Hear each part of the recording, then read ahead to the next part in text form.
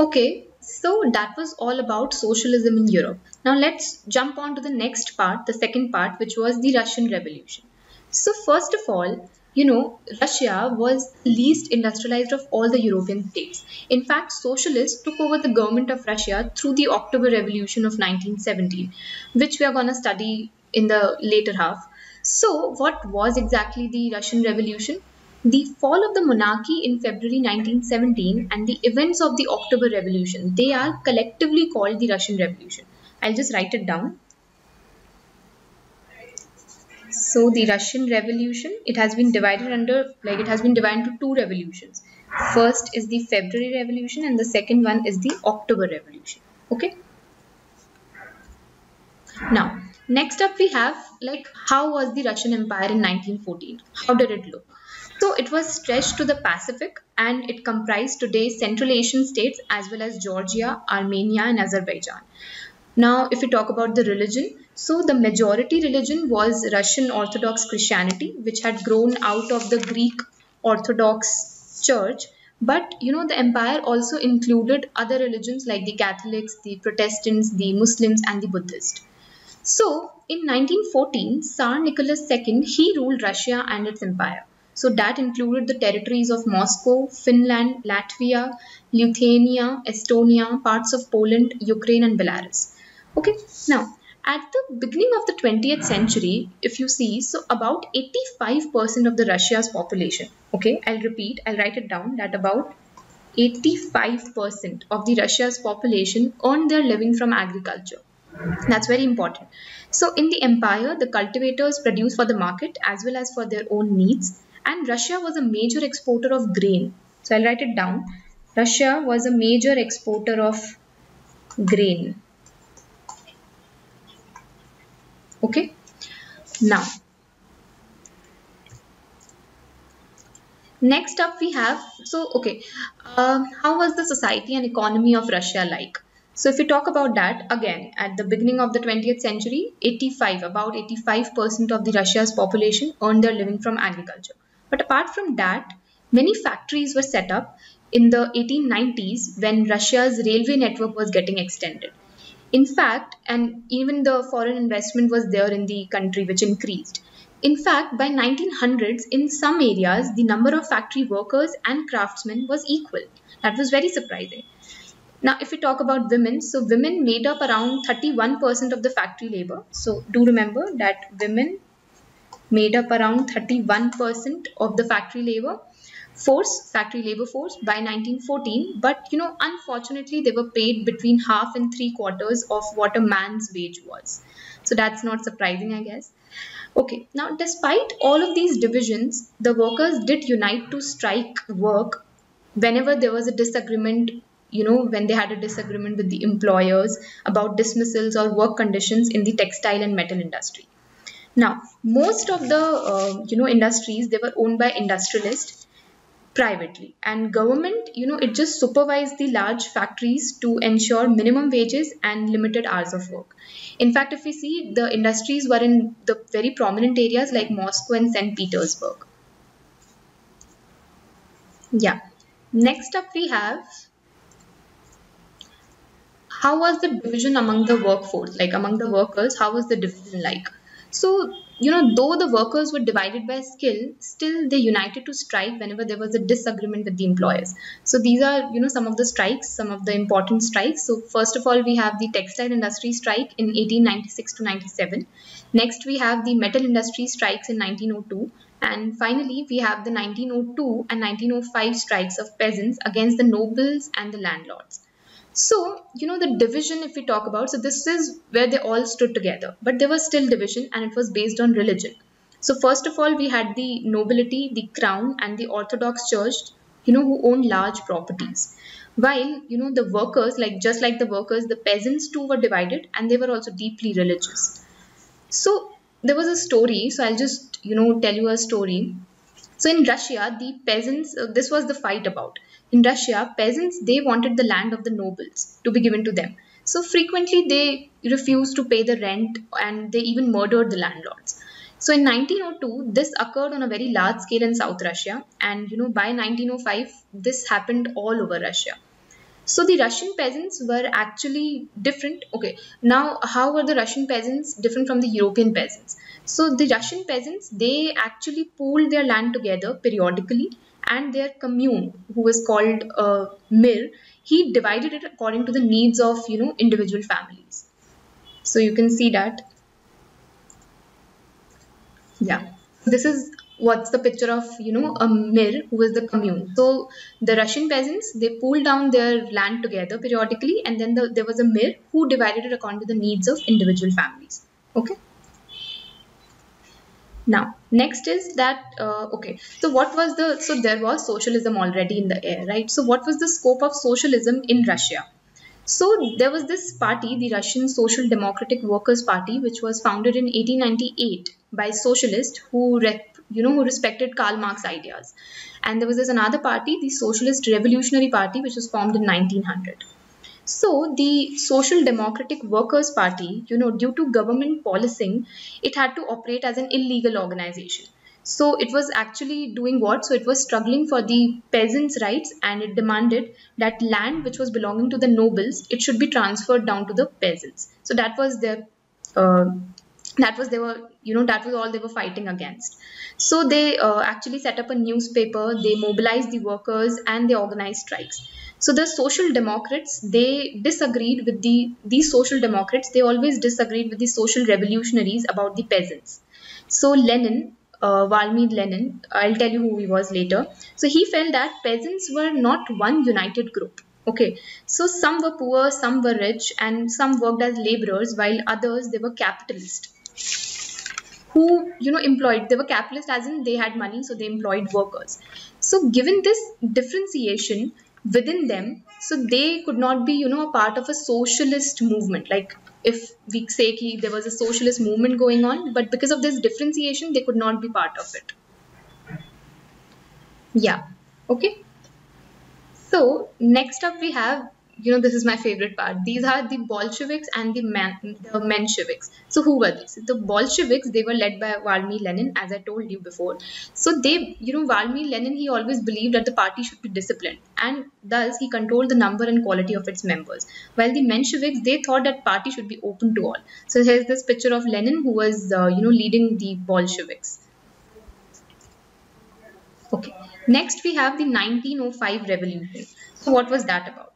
So the liberals in Russia, the social democrats and the socialist revolutionaries, they worked with the peasants and the workers during the revolution of 1905 to apparently do what? To apparently demand a constitution. They wanted, like all of these people together, they wanted a constitution. So they were supported in the empire by the nationalists in Poland, for instance, and in Muslim-dominated areas by the Jihadists. So who are the Jihadists? Okay, so these are basically the Muslim people, the Jihadists. So basically Jihadists, they want a modernized Islam to lead their societies. So as it's written here, the Democrats, revolutionaries and Jihadists, they demanded a constitution during the 1905 revolution. So the worker unions, the workers, they formed their unions in 1904 and they joined these strikes. So this is a very ruthless picture of a bloody Sunday, and a very gloomy one, where the procession of workers was led by Father Gapon. So he was attacked by the police and over like 100 people were killed. Very sad to know. Now, what was the aftermath? Like after this 1905 revolution, what were the consequences? So firstly, the Tsar, he allowed the creation of an elected consultative parliament, which was called the Duma, which was dissolved within 75 days, though, like later. So he actually, Tsar, he didn't want any questioning of his authority or any reduction in his power. Like he was very stern about it. So he changed the voting laws and he packed the third Duma with conservative politicians. So there were no liberal and radical politicians. There were the conservative politicians. So liberals and revolutionaries were kept out of this Duma. And second of all, the trade unions. So this was the second aftermath, the second consequence, that the trade unions and committees, they were declared illegal and they functioned unofficially after 1905. Okay. Okay, so here there's just one activity. So the question is, why were there revolutionary disturbances in Russia in 1905, and what were the demands of revolutionaries? So you already know the demand was for a constitution, and about the disturbances, you can talk about the, the peasants who were fighting for the land which the nobles had.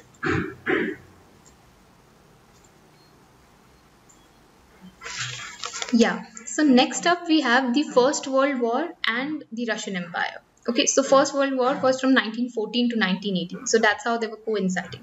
So each country, had a global empire, and the war was fought outside Europe as well as in Europe.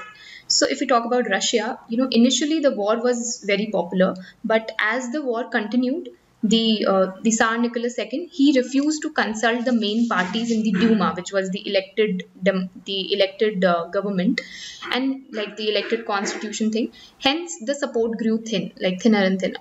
So there were anti-German sentiments, and that ran high, as it can be observed how. So there was a renaming of St. Petersburg, which was a German name, as Petrograd. So I'll just write it down. So there was Petersburg, but that was renamed as Petrograd. So this showed that how there were anti-German sentiments.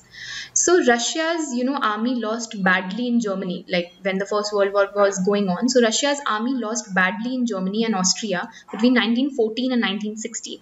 So there were over, 7 million casualties by 1917. Great loss. Then the destruction of crops and buildings that led to over 3 million refugees in Russia. So the situation discredited the government and Tsar Nicholas. So, and in fact, the soldiers didn't even wish to fight such a war, because it was so ruthless, so destructive. They didn't wish to fight such a war. Okay. Now, next we have the February Revolution, which was in Petrograd. So Petrograd is the new name for St. Petersburg. Okay. So this is what the Russian Revolution, like the first half, is about. This was in 1917. So what exactly happened? In February Revolution, so February 1917, food shortages were deeply felt in the workers' quarters. The winter was very cold, and there had been exceptional frost and heavy snowfall. So the parliamentarians, though they wished to preserve the elected government, that is the Duma, they wanted to preserve it, and they were opposed to the Tsar's desire to dissolve the Duma. But sadly for the parliamentarians, like they wish to keep it, but sadly for them, on 25th February 1917, Tsar suspended the Duma. The soldiers and the striking workers, they formed the Petrograd Soviet. It's really important that they formed the Petrograd Soviet, which led the revolution. So that was the one which later led the revolution and brought down the monarchy, that is the kingship, with the Tsar's abdication. Abdication is resignation. So hence finally a provisional government was elected. Now next is this is very, very important. Next is Lenin's April thesis. So Vladimir Lenin, who was leading the Bolsheviks, so in April 1917 he declared 3 demands, which were known as his April thesis. So what were these 3 demands? So I'll just write it down. So the first demand was the call for the end of war. So he wanted end of war. The second one was the transfer of land from nobles to the peasants. So nobles to the peasants. So transfer of the land. And finally, the third one was nationalization of banks.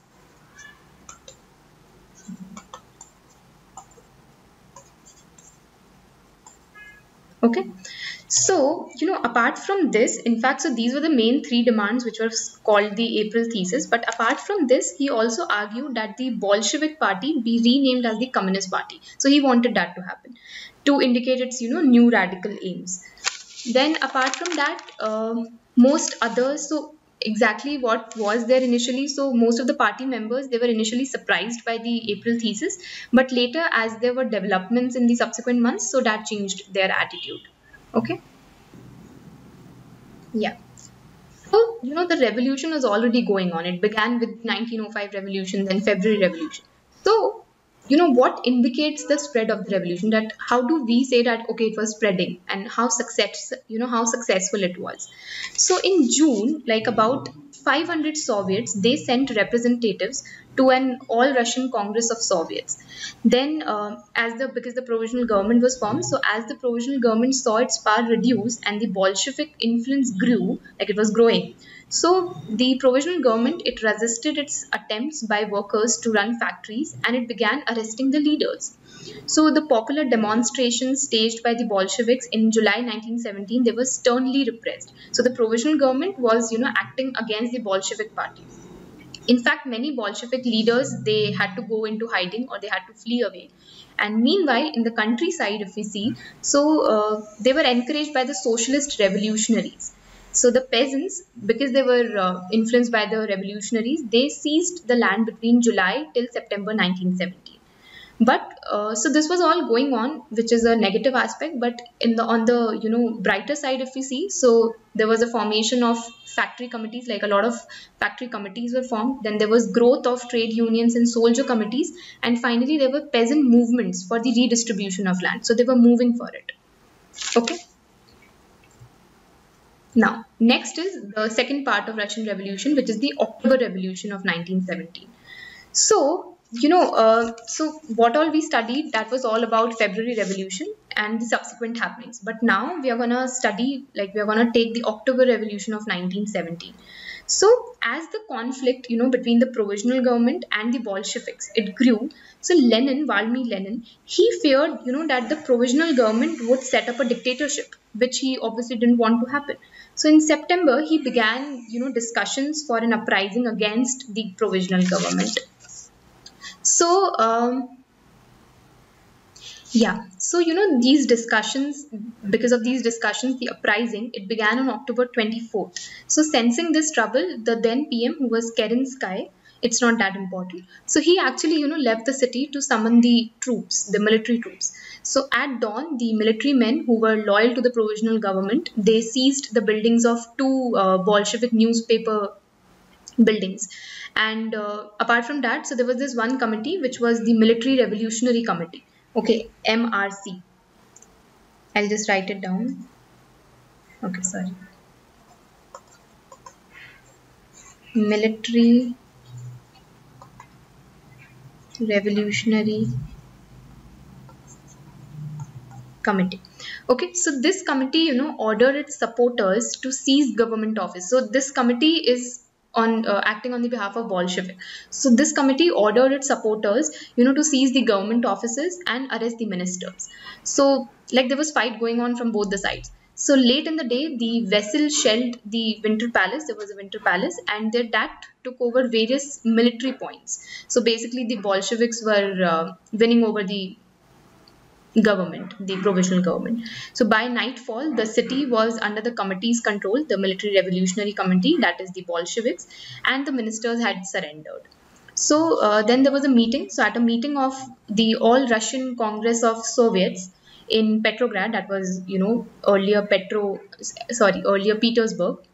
So the majority approved the Bolshevik action. So in that party, like whenever that meeting was held, so the Bolsheviks action was actually approved by the majority people, and uprisings took place, and like that continued to be happening in other cities. So there was heavy fighting, especially in Moscow. So especially in Moscow, there was heavy fighting, but by December, the Bolsheviks controlled the Moscow-Petrograd area. They actually controlled that area. So thus, the October Revolution, it was a socialist seizure of power from the provisional government, which was from the provisional government by the Petrograd Soviet and the Bolsheviks. So the government on one side, and the other side there was Petrograd Soviet and the Bolsheviks. So the seizure was organized by a military revolutionary committee under Leon Trotsky. Okay.